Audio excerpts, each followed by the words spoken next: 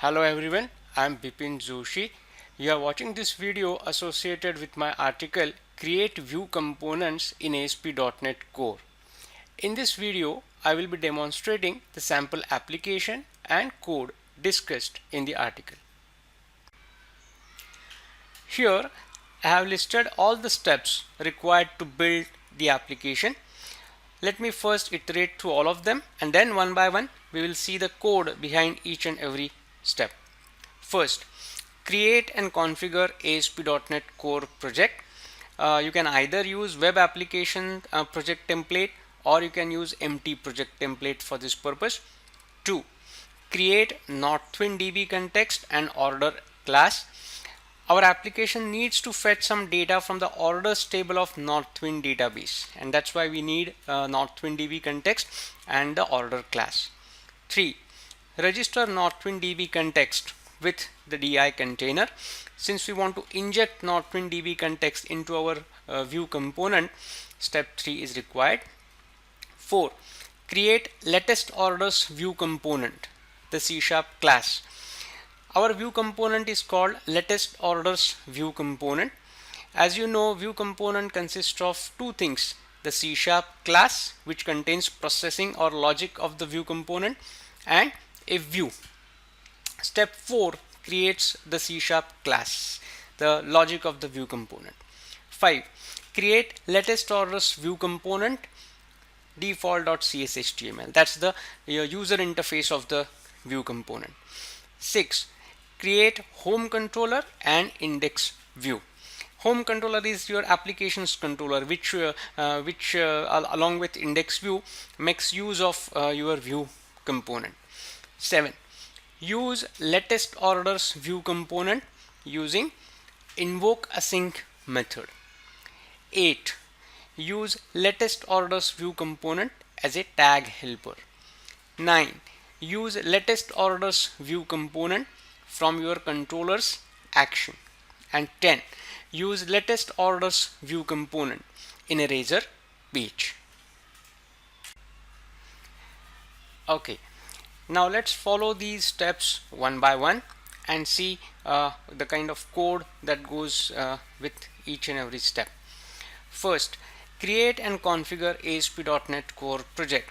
Now I have created this project as an empty using empty project template, so that's why after creating the project I needed to add this app.useMVC with default root inside the configure method. So that's the thing I added in the startup class.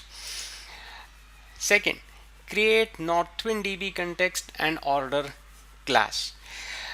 In order to perform step 2, I added a folder called data access under my project. My project name is view component demo. So inside that I added a folder data access. Data access folder contains two classes, Northwind DBContext and order. The order entity class basically maps with the orders table of Northwind database. It contains 4 public properties: order ID, customer ID, order date, and ship country. Northwind DBContext inherits from DBContext base class, and it basically has just one public property which represents the DB set of orders.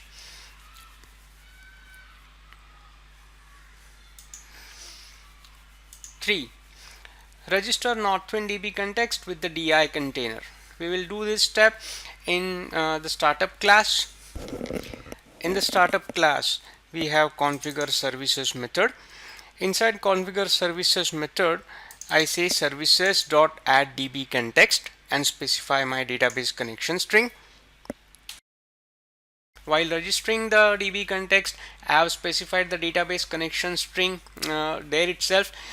In more realistic case, you will have database connection string in appsettings.json, and from there you will pick it up. Make sure to change this database connection string as per your setup. 4. Create latest orders view component, the C# class. In order to create this view component, I added view components folder under the project, and inside that I added a class latest orders view component. Latest orders view component class inherits from view component base class. So since we are creating view component, we inherit from view component base class. Inside there is a public constructor which accepts the Northwind DB context. The DI framework will be injecting this object for us. So we receive that object and store it in a local variable so that we can use it later in the code. The more important part here is the invoke method. The latest orders view component class contains invoke method which returns iViewComponent result. Invoke method can have whatever parameters you want for your view component. In this case, I have added two parameters there, count and customer ID. If you wish, you can also create this invoke as an async method. Here, for the sake of simplicity, I am simply using it as a ordinary normal method. Inside, this code basically fetches data from the orders table based on this count as well as the customer ID. We take only the certain number of records depending on that count, and we also filter it on the basis of the customer ID. Once the query is created, we get the actual objects for the as a result of that query, which we store in list of order, and then that list of order is passed to the view method. Now here it is important to remember that for a normal controller, when you simply say return view, it assumes that the name of the view is same as the name of the action. Here when you say return view, it is assumed that the view name is default.cshtml. If you want to give some different name, then you can add it as a first parameter. For example,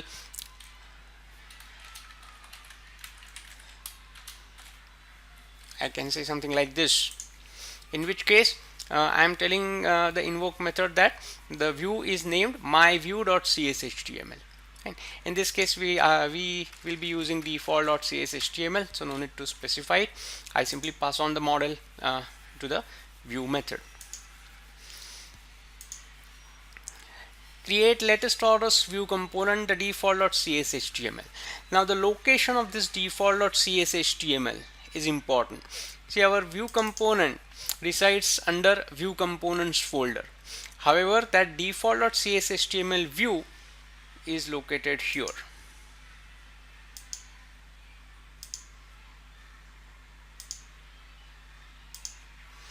See the path.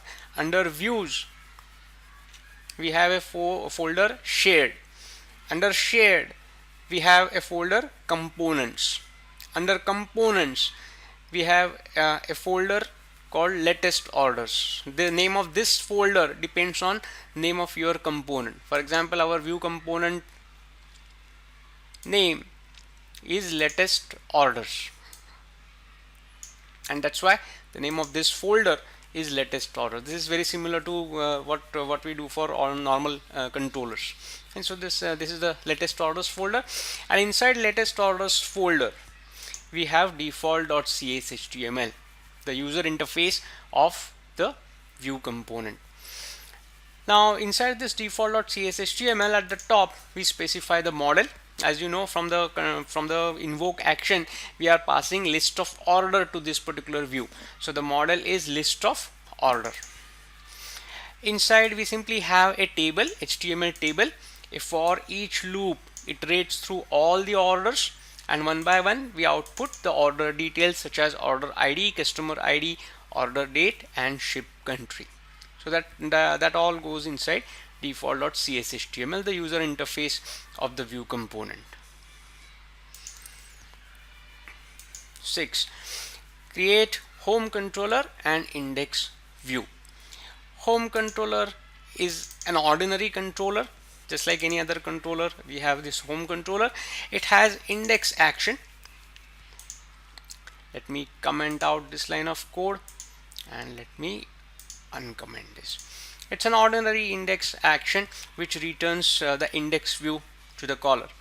Now if you see the index view wherein we are making use of our view component, the index view looks like this. This is the index view. So inside the index view, we utilize the view component using this particular line. We said @await component dot invoke async. So component dot invoke async is responsible for invoking that view component and displaying the results at this particular location. Invoke async takes two parameters. The first parameter is name of the view component, latest orders in this case. The second parameter is an anonymous object which contains all the parameters that you want to pass to the invoke method. If you recollect, our invoke method takes two parameters, count and customer ID. Those parameters we are passing over here, count and customer ID.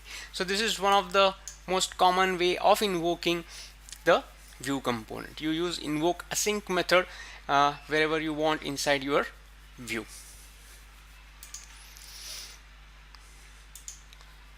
So that's the invoke async. If you wish, you can also use a view component as if it is a tag helper. So let me show you that syntax also. Now in order to use a view component as a tag helper, you first need to register it as a tag helper, and that happens inside your view imports file. So inside view imports, you are already familiar with this particular line wherein we register with the inbuilt tag helpers. Now here we have registered the view component as a tag helper. So @add tag helper star comma view component demo, where view component demo is name of the assembly which contains our view component. In this case, our project is view component demo, so that's why view component demo. So this is how we registered, and once we register the view component, we can now use it as a tag helper using this particular syntax. We need to say VC colon latest orders. Now notice how the class name latest orders is now getting converted here, latest dash orders.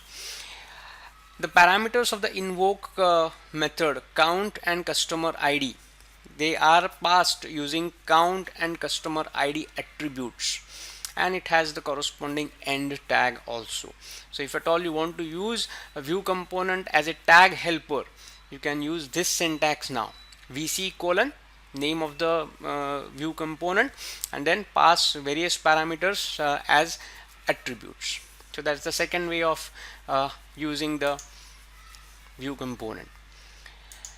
Normally you will use view component on some view, index view for example in this case.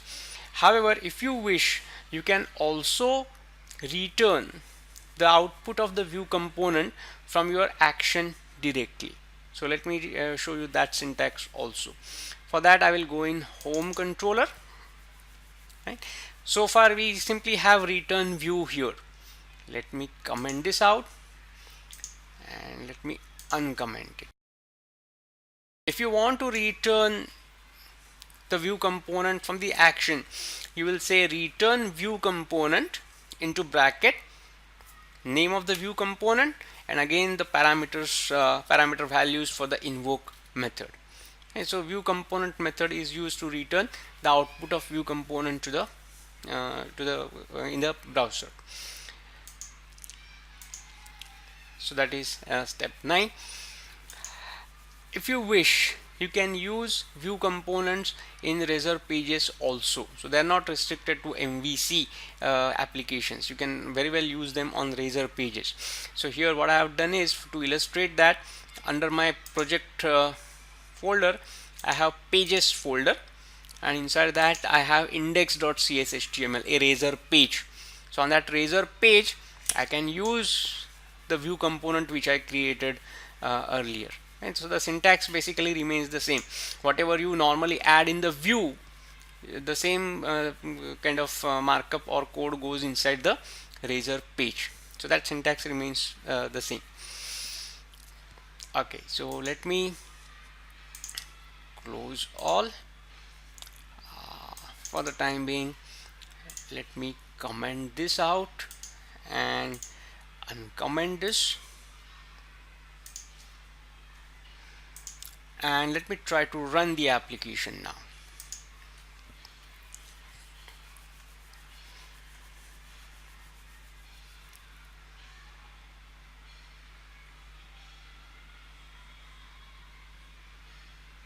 Let's see if our view component is displayed properly in the browser.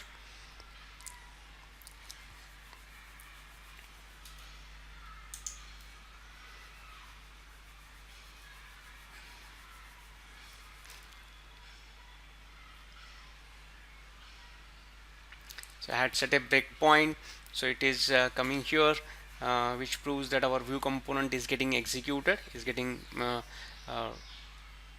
processed, and this is what we have. Okay. Now our application contains MVC as well as razor pages. So this, whatever you are seeing in the browser right now, is the output of the razor page, and because that's the default.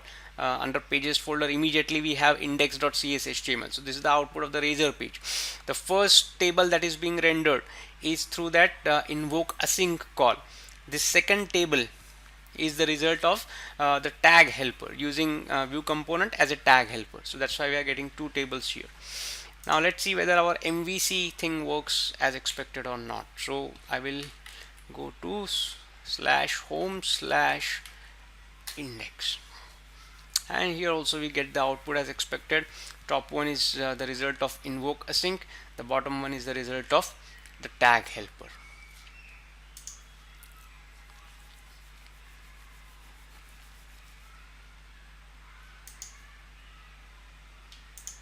So this is how you can create and consume a view component in your ASP.NET Core applications.